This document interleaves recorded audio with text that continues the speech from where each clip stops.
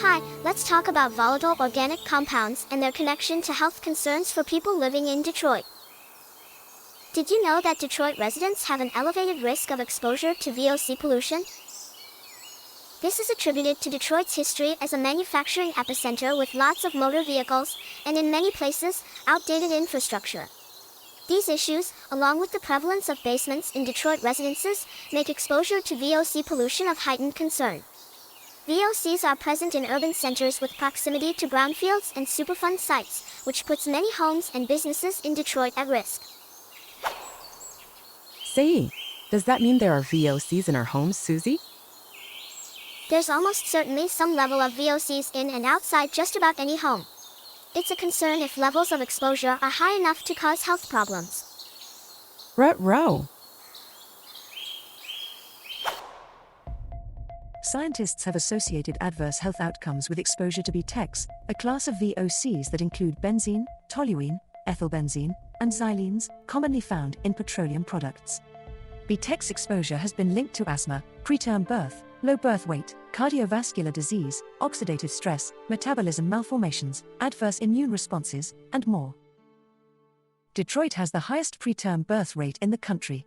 37 of the 67 Superfund sites in the state must manage contamination from VOCs like VOCs. Now, Suzie, where did you learn all this from? I'm a future scientist. Also, Mom took me to a town hall with CLEAR, the Center for Leadership in Environmental Awareness and Research.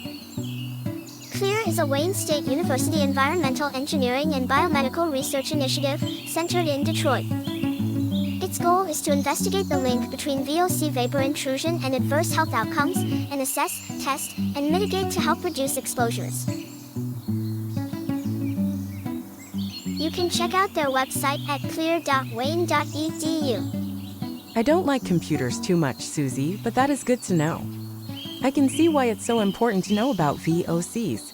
I will do my part to reduce exposure. Two smart things we can do are set up in-home air monitors, and research the products we buy to ensure they are not contributing to household VOC contamination. Beyond that, check out the other informational video, Protection Against VOCs, if you haven't already, for more tips. I remember that video. I was in it. Thanks for teaching us why Detroit residents should know about VOCs, sweetie. Hey, I was in it too. Thanks, Suzie, for teaching us how to reduce exposure. Thank you all for listening and learning. Yahoo!